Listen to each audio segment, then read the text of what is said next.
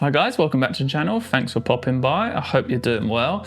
And in today's short video, I want to have a quick look at whether or not that we can make the DJI Osmo Action 5 Pro into a studio camera, something similar to which I have the setup I have here, which is a Canon camera. Can the DJI Osmo Action 5 Pro sort of match that? We have a couple of lights here. We've got the key light in front of me here, and then a couple of accent lights. Nothing too fancy, just really a one light setup, and then a little bit of a colour in the background there, just popping off from a small aperture light, and that's about it. But yeah, the main thing is, can we see whether or not the DJI Osmo Action 5 Pro can work in a studio setup? So first of all, I just want to lay some groundwork and what settings to use on the DJI Osmo Action 5 Pro. And most importantly, let's make sure we're shooting in 25, for a talking head environment, let's make sure we're shooting in 25 FPS or 24 FPS, depending on where you are in the world. And also you want to stick to the 180-degree rule, so making sure your shutter speed for us here in the UK is at 1/50. So yeah, first of all, let's make sure those settings are dialed in. I'm going to be shooting in 4K. We might need to do the digital zoom, but we'll come to that when we need to. But I also will be using an ND filter, most likely, because it'll probably be a bit too bright without an ND filter. So yeah, I'll let you know which one when we get into it, but cool. So making sure the Action 5 Pro is in the right place, I'll be using the Osmo extension pole, the 120 meter, just so we can, have it as a tripod essentially. Obviously my camera at the moment is on sticks, is on a tripod, pretty sturdy one. I'll also be using this little tripod base for just the support, so we can position it in the correct place.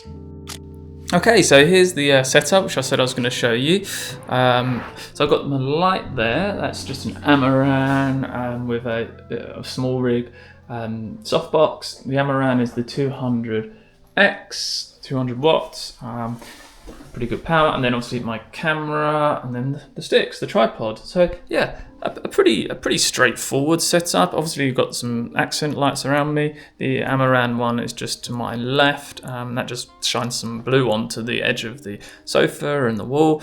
But generally, yeah, it's a one light setup. I've only got one key light, sorry, and that's about it. So obviously I'm using the Action 5 Pro now, but that will be just sat right in front of the camera there.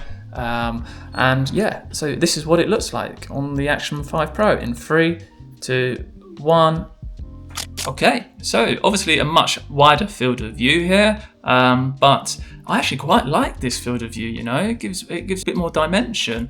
So I might be looking to widen my field of view on my on my mirrorless camera actually. In terms of lighting, obviously the room's quite dark, and my key light is just coming down here from my left-hand side. Lighting a little bit more shadow on this side of the face, but generally I think the Osmo Action 5 Pro is not looking too bad, and all I've got really is one light here and then a few accent lights and an ND filter. I'm on ND8. I think the ND filter set I got was from K&F Concept, and it cost me about £40, so not too much. So yeah, long story short, the Action 5 Pro can potentially work as a studio camera for you for your YouTube setups. So for audio, I haven't actually got a mic attached to me. This is not going into the Action 5 Pro, this is going into my other camera behind. But you could easily attach the Mic Mini, which costs about £40 now, the Mic 2, DJI Mic 2, and the new released Mic 3. So yeah, all in all, pretty good, I think. I like the field of view, so I might have to start opening up my my focal length. Quite like it. So no, not bad at all. So that's it. There we go. The Osmo Action 5 Pro can probably work for a studio camera if you don't have a mirrorless camera, which is silly expensive these days. With a simple audio solution like the DJI Mic Mini for 40 odd pounds, and just a tweaking of a couple of the settings, shutter speed and ISO, which I didn't actually mention. I had this on ISO 400. And that worked well with the exposure of the ambient exposure of the room, and an ND filter and 25 FPS. It worked quite nicely, I believe. So thanks for watching, guys. I appreciate your time.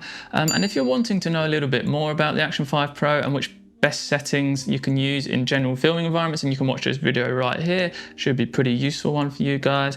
But yeah, give the video a thumbs up. Thanks for watching, and I'll see you in the next one. Cheers.